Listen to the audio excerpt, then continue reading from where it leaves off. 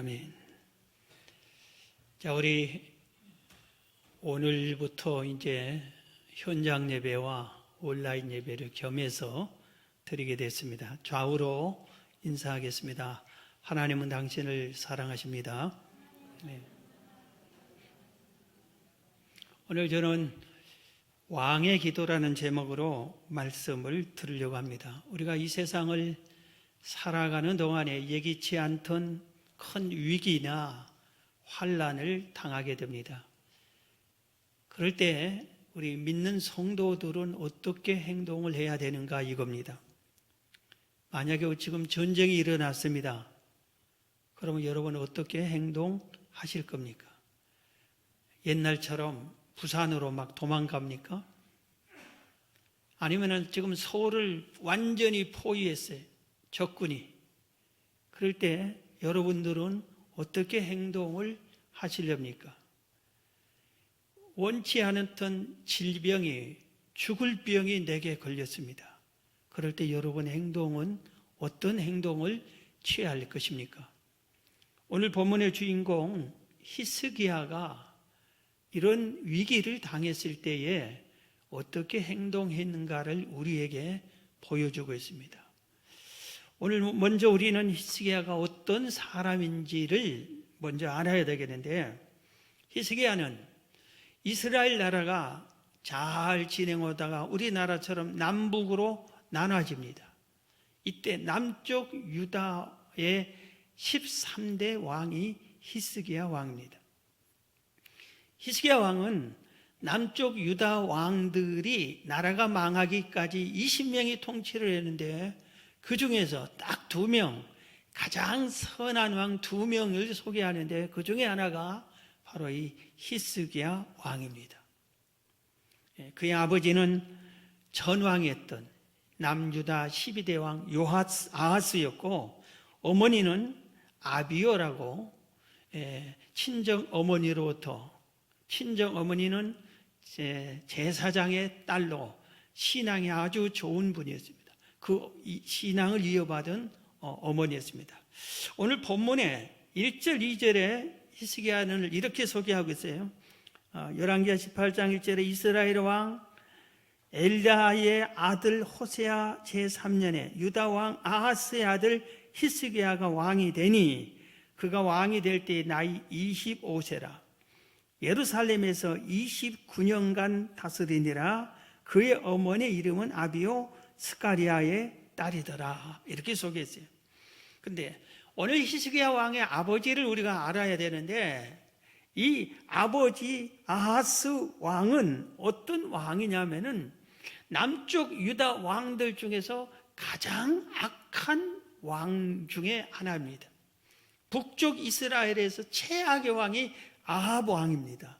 그런데 남쪽 유다의 아하스는 바로 아합과 비슷한 그런 왕이었습니다. 하나님 보시기에 정직하지 않았습니다. 하나님이 가장 싫어하는 우상을 섬겼습니다. 우상을 다른 왕들처럼 섬기기만 하는 게 아니라 하나님의 집인 성전에다가 우상을 만들어 놓습니다. 성전에다가. 그리고 거기서 하나님을 섬겨야 할 성전에서 우상을 섬기는 일을 합니다. 얼마나 하나님이 진노하시겠어요.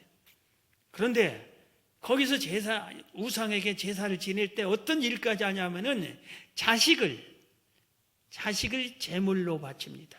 자식을 잡아 죽여서 불살라서 우상의 제물로 이렇게 바치는 인간 이하의 행동을 한 왕이 히스기야 왕의 아버지 아하스 왕이었습니다. 그 집안에서 태어났어요. 그 아버지 밑에 자식입니다. 히스기야가. 그러면 히스기야도 아버지의 그 못된 것을 보고 배웠기 때문에 자기도 악한 왕이 되기가 쉬운데 그러지 않았습니다. 그는 그 어머니의 신앙을 이어받았어요. 어머니는 아까 말한 그대로 아비요, 그런데 친정 어머님이 제사장의 딸이었어요. 그래서 오직 여호와만을 신실하게 섬겼습니다. 그래서 외할머니가 어머니에게 신앙을 이어주고 어머니가 바로 히스기야에게 신앙을 심어준 겁니다. 히스기야야, 너는 아버지를 닮지 말라. 하나님은 살아계신다. 하나님이 니네 아버지 행동을 보면은 진노하신다. 너는 절대로 그런 사람이 되어서 안 돼. 오직 하나님을 섬겨라. 이렇게 말씀을 한 겁니다. 그래서 히스기야는 하나님의 큰 은혜를 입은 선한 왕이 되는데, 그러면 그를 어떤 왕인지 자세하게 오늘 본문이 또 소개를 하고 있습니다. 3절입니다. 오늘 3절 보면 히스기야가 그의 조상 다윗의 모든 행위와 같이 여호와께서 보시기에 정직하게 행했다 그랬습니다. 하나님께서 왕들을 평가하는 가장 큰 덕목이 정직이었어요. 그래서 우리들이 얼른 눈치채고 배워야 되겠죠. 이 나라를 우리는 다행히 투표로 왕을 세우잖아요. 지도자를 우리가 세워요. 그럴 때 누구를 뽑아야 돼요? 정직한 사람을 뽑으면 됩니다. 다른 것 보는 것보다 가장 크게 저 사람이 개인 사리 사욕만 챙기는 사람인가, 지식은 뛰어난데 욕심이 많은가, 그런 사람은 아니어야 됩니다. 정직한가 정직하지 않은가 이겁니다. 그런데 히스기야 왕은 사람 보시기에 정직한 것뿐만 아니라 하나님 보시기에 정직했어요. 하나님은 그의 행동만 보는 게 아니라 그의 마음과 생각까지 봅니다. 그런데 히스기야는 그의 행동만 정직한 게 아니라 그의 생각까지 정직한 생각만 했습니다. 그래서 하나님께서 이 히스기야를 은혜를 베풀어 주었구나 하는 것을 우리가 알 수 있습니다. 성경 욥기 8장 5절 6절에 이런 말씀이 있습니다. 내가 만일 하나님을 찾으며 전능하신 이에게 간구하고 또 청결하고 정직하면 반드시 너를 돌보시고 내 의로운 처소를 평안하게 하실 것이라 그랬어요. 하나님께서 우리가 청결하고 거룩하고 정직하기만 하면은 하나님께서 우리 집안에 평안을 주신다. 나를 돌보아 주신다. 어떤 위기 속에서도 상치 않게 지켜주시고 돌보아 주신다고 약속을 하셨어요. 하나님께서는 정직한 자에게 좋은 것을 아끼지 않습니다. 오늘 우리의 심령이 하나님 보시기에, 사람이 아니라 하나님 보시기에 내 중심이 정직한 사람인가, 그렇지 않는가 우리를 살펴야 되는 겁니다. 그 다음에 히스기야는 어떤 사람이었냐면은 4절에 보면은 그가 여러 산당들을 제거하며 주상을 깨트리며 아세라 목상을 찍으며 모세가 만들었던 놋뱀을 이스라엘 자손이 이때까지 향하여 분향함으로 그것을 부수고 느수다니라 일컬었더라 그랬습니다. 하나님이 가장 싫어하는 우상들을 섬기지 않는 것만 아니라 왕이기 때문에 전국에 있는 우상의 산당들을 다 무너뜨려 버렸습니다. 그게 없어져야 백성들을 섬기지 못하기 때문에. 그러니까 자기가 우상을 섬기지 않고 하나님만 섬긴 게 아니라 백성들도 우상을 섬기지 못하도록 아예 그 우상 자체를 없애버렸습니다. 그리고 하나님을 섬기게끔 한 겁니다. 그러니 하나님 편 입장에서 보면은 얼마나 기특한 왕입니까? 우리 사람들은 마음속에 뭔가 우상을 만들어 놓고 있어요.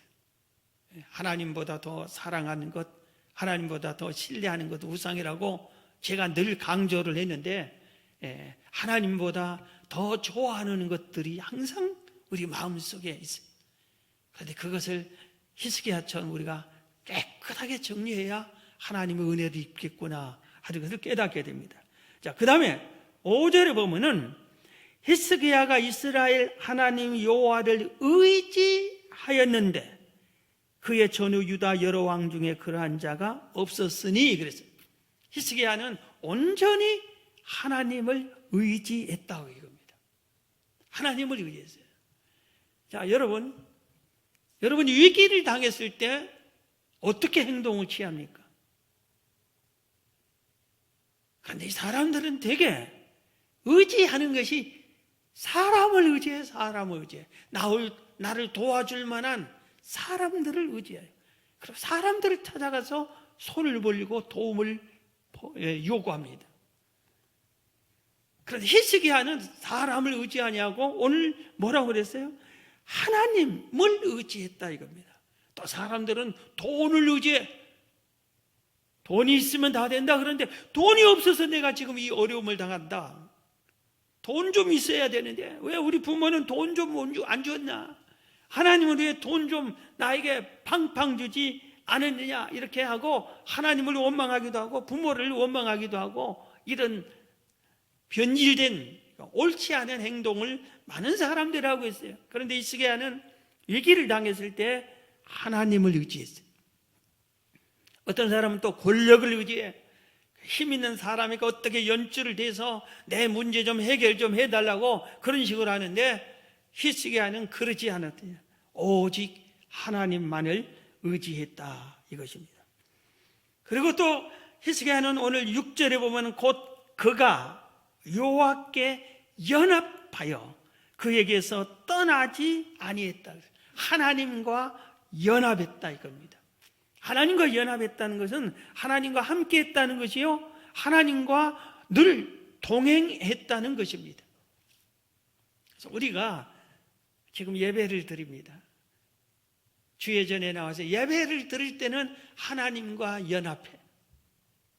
그리고 하나님을 찬양하고 하나님께 기도하고 하나님 말씀 듣고 하나님께 예물도 드리고 그렇게 합니다. 그런데 예배당 문을 나서면서부터서는 내가 하나님과 연합하는 게 아니라 내가 내 마음대로 살아가고 내 뜻대로 살아가기가 쉽습니다.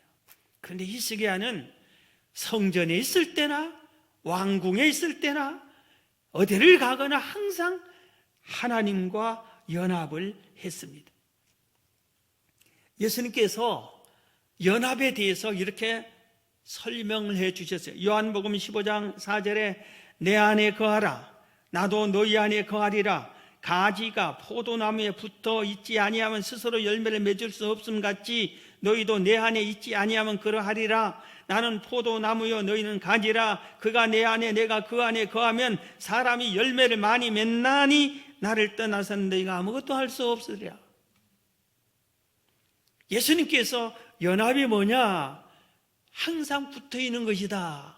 그러면서 포도나무 비유로 말씀해서 내가 포도나무면 너희는 포도나무 가지다 이겁니다. 그래서 우리는 가지가 포도나무에 언제나 붙어 있어야 꽃도 피고 열매를 맺게 되는 겁니다. 그리고 영양분을 항상 공급을 받고 생기 있게 살아나가는 겁니다. 자기 역할을 잘 하게 되는 겁니다. 그런데 가지가 떨어졌다 붙었다 떨어졌다 붙었다 그렇게 할 수 있어요? 떨어져 나가 내 마음대로 하고 싶다. 나도 좀 내 자유로 살고 싶다. 왜 이렇게 붙어 있어야만 된 하고 떨어져 있는 순간에 어떻게 되는 겁니다? 어떻게 되나요? 그의 생명은 마르기 시작하는 겁니다. 결국은 바싹 말라서 아궁에 불 쏘시게밖에 되지 못하는 겁니다. 우리가 예수님을 믿으면, 하나님을 믿으면 가지처럼 포도나무에 딱 붙어 있는 것처럼 항상 이렇게 붙어 있어야 되는 겁니다. 낮이나 밤이나 붙어 있어야 되는 거예요. 그럴 때 우리가 풍성한 인생의 열매를 맺는 것입니다. 그 다음에 히스기야는 어떤 사람이었냐면은 6절에 보면은 그가 여호와께 연합하며 그에게 떠나지 아니하고 연합했고 그 다음에 여호와께서 모세에게 명령하신 계명을 지켰더라. 계명을 지켰더라. 하나님께서 모세를 통해서 하나님을 나를 믿는 자들은 이 땅에서 이렇게 살아야 된다고 하는 율법, 계명을 주셨습니다. 그런데 히스기야 왕은 하나님의 사람이 이렇게 세상에서 살라고 하는 그 계명을 알기에 힘썼고 배우기 힘썼고 그 말씀대로 실천하면서 그 말씀을 지켜서 행동을 했다 이것입니다. 하나님께서 이 계명을 주실 때 시내 산에 친히 강림하셨어요. 그리고 모세를 통해서 계명을 주셨어요. 계명을 주시면서 약속을 하셨어요. 무슨 약속을 했냐? 출애굽기 20장 6절에 나를 사랑하고 내 계명을 지키는 자에게는 천대까지 은혜를 베푸느니라 그랬어요. 나를 사랑하고 내 계명을 지키는 자에게는, 내 계명을 지키는 자에게는 천대까지 은혜를 베풀어 주겠다, 이렇게 약속을 하셨어요. 계명만 준 게 아니라 이 계명을 꼭 지켜라 너희들. 네가 이 계명을 지키면은 네 자손 천대까지 내가 은혜를 베풀어 주마 하고 이렇게 약속을 했습니다.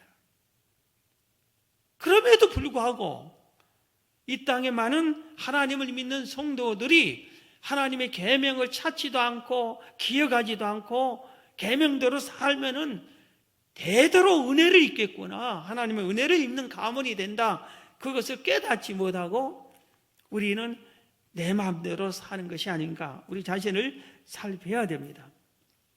이렇게 5가지를 히스기야가 잘 지켰죠. 정직했죠, 우상을 제거했죠, 하나님만 의지했죠, 하나님과 연합했죠, 그리고 하나님의 계명대로 살았죠. 이렇게 사니까 하나님께서 복을 주시기로 약속했어요. 은혜를 베풀어 주시기로. 그 결과 오늘 본문 7절입니다. 열왕기하 18장 7절에 여호와께서 그와 함께 하심에 그가 어디로 가든지 형통하였더라. 하나님께서 그와 함께 해주셨어요. 어떤 사람에게 함께 해주신다고요? 하나님께 정직하고 우상을 제거하고 하나님만을 의지하고 하나님과 함께하고 계명을 지켜 살고 이런 사람들에게는 하나님이 찾아와서 함께 해주세요. 그리고 그가 하는 일에, 그의 가는 길을 형통하게 해주셨더라 이겁니다. 그래서 히스기야의 생애에 나라를 이끌어가는데 형통합니다. 그런데 위기가 닥쳐옵니다. 히스기야 왕 통치 14년째 큰 위기가 찾아옵니다. 여기서 먼저 우리가 알아야 할 것은 하나님을 잘 믿는 사람에게는 이 땅에 사는 동안 환난이 찾아오지 않는다, 큰 위기가 찾아오지 않는다, 그렇지 않아요. 환난과 위기가 찾아옵니다. 믿지 않는 사람들처럼 똑같이 찾아옵니다. 그런데 하나님의 사람이 어떻게 하느냐에 따라서 이 위기를 이길 수가 있고 그 위기에 당하는 경우가 되는 겁니다. 그래서 히스기야는 그가 큰 위기를 당할 때 이겼습니다. 그것을 오늘 우리가 배워야 된다 이겁니다. 히스기야의 나라에 아수르라고 하는 그 주변에 아주 강대국이 있어서 우리나라로 말하면 중국 같은 나라예요.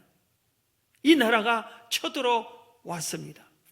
먼저 이 나라는 이 아수르 왕 큰 군대를 데리고 북쪽 이스라엘 먼저 쳐들어갔어요. 북쪽을.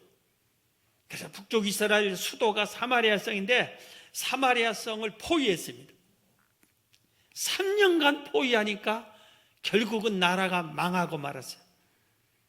그래서 이 북이스라엘은 BC 722년도에 나라가 망하고 맙니다. 야스루가 다시 재정비하고 전쟁을 싸워 승리했지만 다시 재정비하고 몇 년이 흐른 후에 이제는 남쪽 유다를 공격해 왔습니다. 남쪽 유다를 공격해 오니까 남쪽 유다가 위기를 당하고 히스기야가 통치한 이 남쪽 유다를, 그리고 북쪽에 멸망시키던 방법 똑같이 남쪽의 수도 예루살렘 성을 포위를 딱 해버립니다. 그리고 이제 항복하라고 그렇게 합니다. 1차 공격을 받았어요. 이때 히스기야가 평화를 원했어요. 싸우지 않기를 원했어요.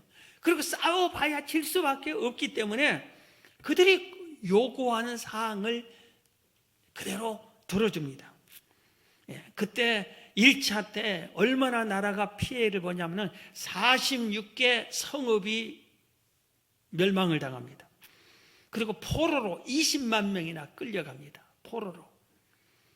그러면서 요구한 게 은금을 요구해서 은을 300달란트, 금을 30달란트를 줍니다. 히스기야 왕이 평화를 원해서 온 나라에 있는 은금을 모아서 이렇게 그 왕에게 줍니다.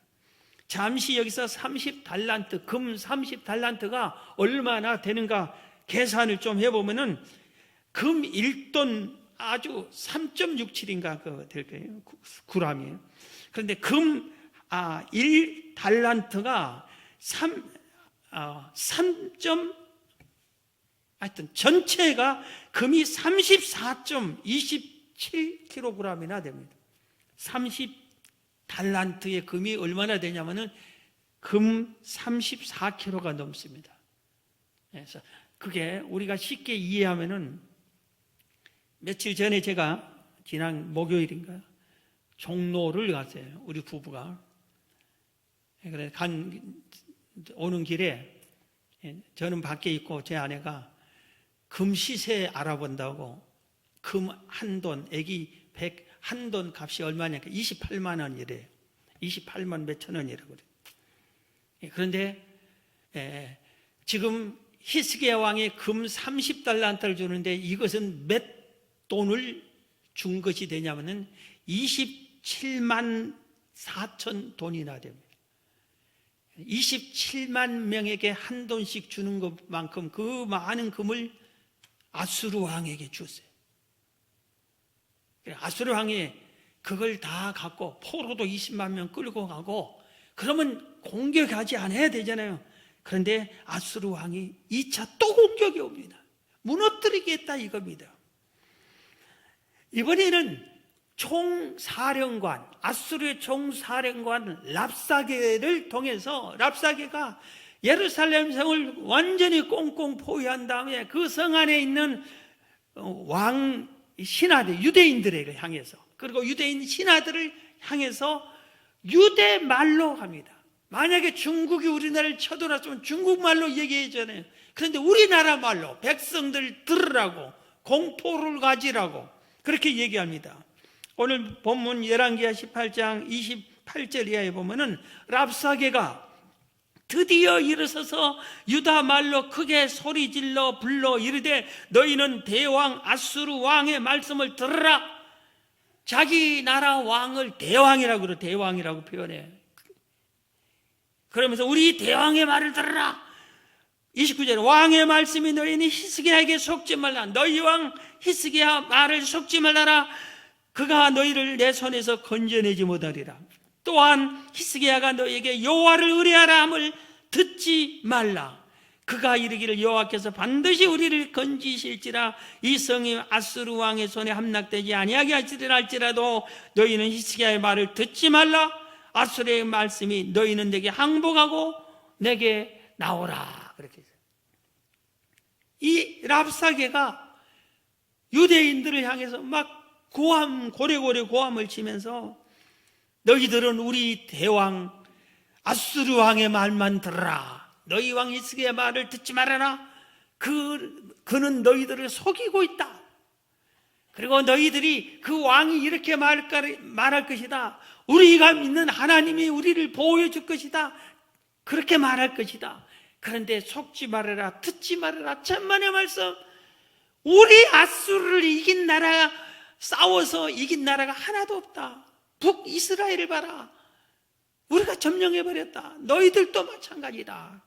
그렇게 하면서 너희들이 믿는 신은 아무것도 아니다.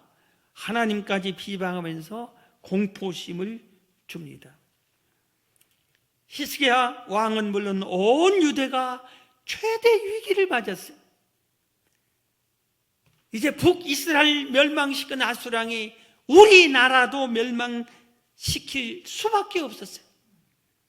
살아날 길이 없는 것 같았어요. 방법을 찾지 못했습니다. 이제는 우리나라가 망했구나. 그럴 수밖에 없는 상황이 되었습니다. 성 안에 있는 이스라엘, 이 유다 백성들은 밖으로 들락날락해야 음식을 사고 가져오고 그런데 포위돼 가지고 굶어 죽어가기 시작했어요.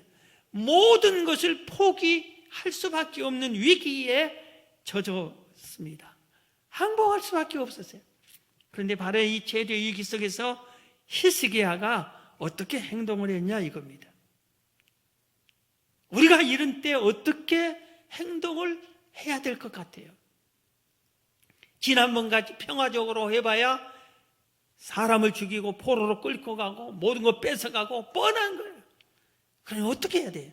이때 히스기야가 제일 먼저 하는 것이 열왕기하 19장 1장. 오늘 본문은 18장인데 본문이 19장 20장까지 오늘 본문의 내용. 19장 1절에 보면은 히스기야가 하나님의 성전에 올라갑니다. 그리고 자기 옷을 찢고 회개하는 차원의 굵은 베옷을 입고 하나님의 성전에 올라가서 엎드려서 하나님께 하나님 이 민족을 살려주세요. 우리나라를 구해주세요. 엎드려 살려달라고 기도를 합니다. 여러분 성경에 이런 말씀이 있습니다. 아모스 5장 6절에 너희는 여호와를 찾으라 그리하면 살리라. 우리 다 같이 한번 시작. 너희는 여호와를 찾으라 그리하면 살리라. 망할 수밖에 없는 환경이잖아요. 우리가 봐도 남유다가 무너질 수밖에 없는 상황이잖아요. 그런데 여호와를 찾으면은 성경은 뭐라 그랬어요? 살다. 사는 길이 열린다. 그래서 히스기야가 성전에 올라가서 기도한 겁니다. 여러분 성전이 어떤 곳이에요? 성전이 어떤 곳입니까? 하나님의 성전은 내 집이라고 그랬어요. 예수님께서도 내 집이라고 그랬어요. 내 집은 만민의 기도하는 집이다 그랬어요. 하나님도 내 집은 만민의 기도하는 집이다. 예수님도 내 집은 만민이 기도하는 집이다 말씀했는데 이 말씀의 의미가 뭡니까? 내 집에 와서 무엇이든지 기도하면 들어주겠다는 말씀입니다. 하나님이 기도를 가장 잘 들어주는 성전에 히스기야가 올라가서 하나님께 기도를 드린 것입니다. 솔로몬이 성전을 완공한 후에 하나님께 바치는 헌당 예배를 드립니다. 그 예배를 하나님이 받으십니다. 그리고 하나님께서 솔로몬에게 나타나셔서 이렇게 말씀하셨어요. 그 중에 일부가 이런 말씀이 있어요. 역대하 17장 14절에 보면은 내 이름으로 일컫는 내 백성이 그들의 악한 길에서 떠나 스스로 낮추고 기도하여 내 얼굴을 찾으면 내가 하늘에서 듣고 그들의 죄를 사하고 그들의 땅을 고칠지라. 이제 이곳에서, 이곳이라는 것은 솔로몬이 하나님께 바친 성전, 내가 이 성전에서 하는 기도에 내가 눈을 들고 귀를 기울이니, 내가 이곳에서 하는 기도에 내가 눈을 들고 귀를 기울이니 이는 내가 이미 이 성전을 택하고 거룩하게 하여 내 이름을 여기에 영원히 있게 하였음이라. 내 눈과 내 마음이 항상 여기에 있으리라. 하나님께서 성전 봉헌 예배를 받으시고 솔로몬이 그렇게 해달라고 구하지도 않았는데 하나님이 미리 나타나서 약속해 주셨어요. 내 집에서 너희들이 부르짖어 기도하면은 내가 들어줄게. 그렇게 약속을 하셨어요. 여러분, 오늘날도 하나님의 집 예배당에서 우리가 기도하면은 하나님이 이 약속대로 우리의 기도를 들어주실 줄로 믿습니다. 여러분, 성전 기도가 너무 귀한 기도예요. 그 다음에 히스기야는 성전에서 자기 혼자 기도만 하는 것이 아니라 중보 기도를 요청했어요. 히스기야 왕 시대에 아주 위대한 하나님의 선지자 이사야 선지자가 있었어요. 사람을 보냈습니다. 그리고 이 환경을 얘기하고 나라를 위해서 기도해 달라고 요청을 합니다. 중보 기도를 요청합니다. 여러분, 위기를 만났을 때 혼자 엎드려 울지 마시고 기도를 요청하세요. 주의 종에게도 기도를 요청하고 기도 중보팀에게도 기도를 요청하고 우리 목자에게도 기도 요청하고 우리 목원들에게도 기도를 요청하고 우리 기관 식구들에게도 기도를 요청하고 내가 아는 사람들이 기도를 요청하고 그러세요. 제가 신학교 시험 볼 때 아는 모든 사람에게 내가 가르치던 주일학생들에게 간절히 부탁했어요. 합격하게 기도해달라고. 교회를 개척해야 된다는 것을 하나님이 나에게 알려줄 때 전국에 있는 내가 뭐 얼마나 아는 사람이 있겠어요. 그러나 어떻든 멀리에 있는 사람에게까지 저를 위해서 기도해 주세요. 교회를 개척하게 되는데 기도해 주세요 하고 기도 부탁을 했어요. 어려운 일 당할 때 성도들에게 기도 요청해 달라고. 철야 기도 때 가끔 저를 위해서 기도를 요청할 때가 있잖아요. 중보 기도가 하나님이 아주 효과적인 기도로 응답해 주기 때문에 그렇습니다. 예수님이 이렇게 말씀하셨어요. 마태복음 18장 19절에 진실로 다시 너희에게 이르노니 너희 중에 두 사람이 땅에서 합심하여 무엇이든지 구하면 하늘에 계신 내 아버지께서 그들을 위하여 이루게 하시리라. 단 두 사람만 합심해서 기도를 해도 하나님이 들어주시겠다 이겁니다. 가족 복음화는 합심 기도에 달려있어요. 그래서 가족 중에 제일로 잘 믿을 사람 가문 복음화 한 사람만 찾아. 그러면 그 두 사람이 힘을 합심해서 기도하면은 금방 세 사람 네 사람 믿게 되고 그 세 사람 네 사람이 또 기도하게 되면은 가문이 복음화가 되는 겁니다. 합심 기도, 믿음이 없는 것 같은 어린아이 기도도 하나님이 잘 들어주십니다. 어린아이에게도 기도를 부탁해야 돼요. 중보 기도. 이사야 선지자가 이 소식을 듣고 기도 응답을 받습니다. 그리고 응답 소식을 전해주라고 합니다. 열왕기하 19장 6절에 보면 이사야가 그들에게 이르되 너희는 너희 주께 너희 왕에게 이렇게 말하라. 여호와의 말씀이 너는 아스루 왕의 신복에게 들은 바 나를 모욕하는 말 때문에 두려워하지 말라. 내가 한 영을 그의 손에 두어 그로 소문을 듣고 그의 본국으로 돌아가게 하고 또 그의 본국에서 그에게 칼에 죽게 하리라 하셨느니라 그랬어요. 이사야 선지자가 왕의 소식을 듣고 중보기도 요청을 받고 기도를 했더니 하나님 응답해 주셨죠. 이사야 선지자가 그 응답을 왕에게 전해주라 하고 전해주는데 그 내용이 나도 들었다. 하나님이 다 들었다. 그래서 이 아수르를 무너뜨려 주겠다.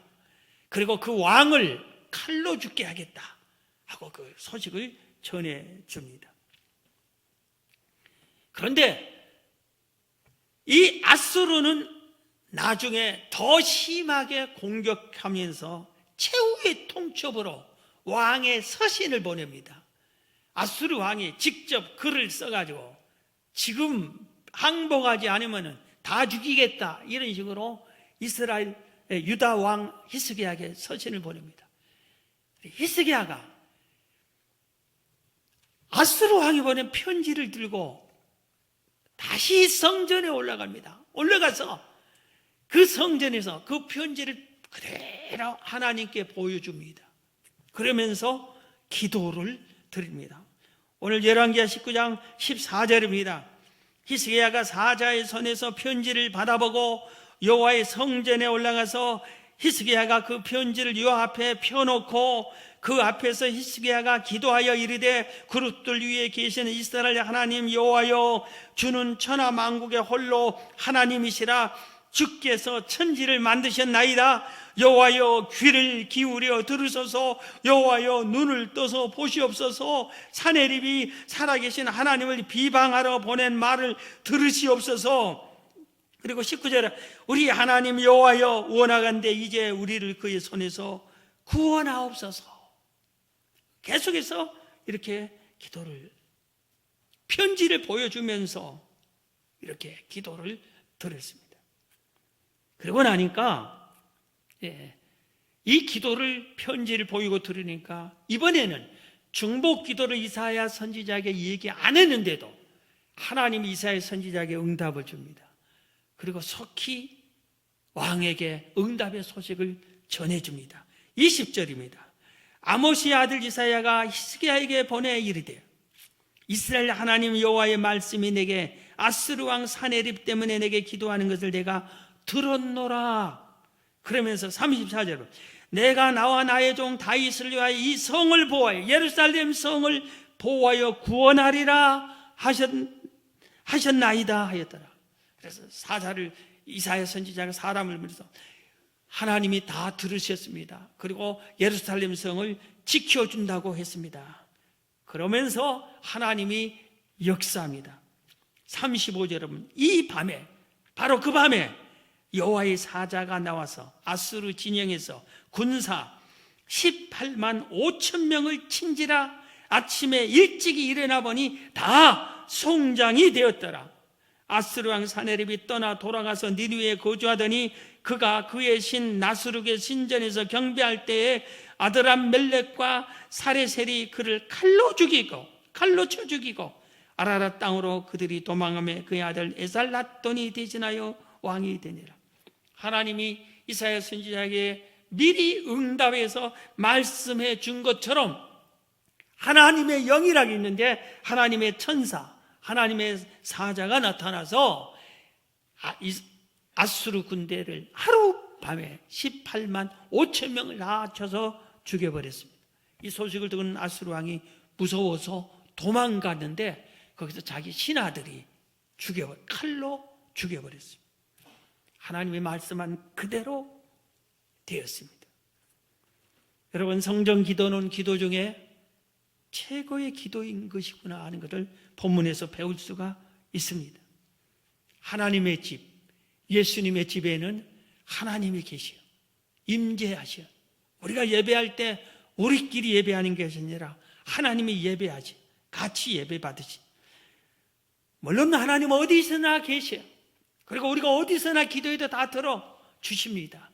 그러나 오늘 성경에는 성전에서 이렇게 기도할 때 꼭 들어주겠다 약속해서 최고의 기도 응답의 장소가 바로 우리 성전이구나, 하나님의 집이구나 하는 것을 배울 수 있습니다. 사랑하는 성도 여러분, 성전 기도에 힘쓰십시오. 위기 속에 하나님의 집으로 나와서 강구하시고 위기를 만나시고 환난을 당했을 때 혼자 끙끙 울지만 마시고 성도들끼리 서로 기도 요청을 해요. 기도 부탁을 받은 성도들은 아무네 가정에 이런 문제가 있었다 하고 소문 내지 말고 저분이 나를 신뢰해서 기도를 부탁하거나 하고 간절히 기도해 주면은 하나님께서 그 기도를 들으시고 다 해결해 주고 응답해 줄 것을 믿으시기를 바랍니다. 하나님은 히스기야와 같이 이런 왕의 기도만 들어준 게 아니라 누구든지 엎드려 기도하면은 들어주시는 거예요. 누구든지. 그리고 우리가 기도할 때 반드시 참고해야 할 사항이 오늘 본문에서 우리가 배워야 됩니다. 그게 뭡니까? 우리가 실컷 죄를 짓고 위기를 당했으니까 주 앞에 나와 엎드려 기도하면 들어줄까요? 물론 기도하는 것보다 하면은 하나님이 들어주시려면 회개를 시켜서 먼저 회개를 시켜가지고 기도를 하게 해서 들어주시길 수도 있습니다. 그런데 우리도 히스기야처럼 어떻게 해야 되겠어요? 평소에 정직하게 살고 하나님을 의지하고 하나님과 동행하고 연합하고 하나님 말씀대로 살면서 환난을 당했을 때 성전에 뛰어와서 기도하면은 100% 들어주겠구나 이겁니다. 우리의 행위가 정직하지 못한 게 있으면은 뉘우치고 회개하고 정직하게 사는 자가 손해보는 것이 아니라 정직한 자를 좋은 것을 아낌없이 주겠다고 하나님이 약속하셨어요. 나중에 승리자는 정직한 자예요. 나중에 승리한 자는 하나님 뜻대로 사는 사람입니다. 성경 한 곳 말씀 전하고 말씀을 마칩니다. 요한일서 5장 14절입니다. 우리 다 같이 함께 요한일서 5장 14절 그를 향하여 우리가 가진 바 담대함이 이것이니 그의 뜻대로 무엇을 구하면 들으심이라. 다시 시작. 그를 향하여 우리가 가진 바 담대함이 이것이니 그의 뜻대로 무엇을 구하면 들으심이라. 우리가 담대해야 돼. 하나님 뜻대로 구하면 어떤다? 들어주신다. 우리는 이 기도의 능력을 얘기했어요. 하나님의 뜻대로 구하면 들어주시는데, 그래서 우리가 기도는 하나님이 들어주시는 겁니다. 2021년을 여러분이 성전 기도로 다 응답받고 사람들에게 내가 이번에 기도해서 응답받았다 소문내서 여러분이 기도 용사, 전도 용사가 다 되시기를 주의 이름으로 축원합니다.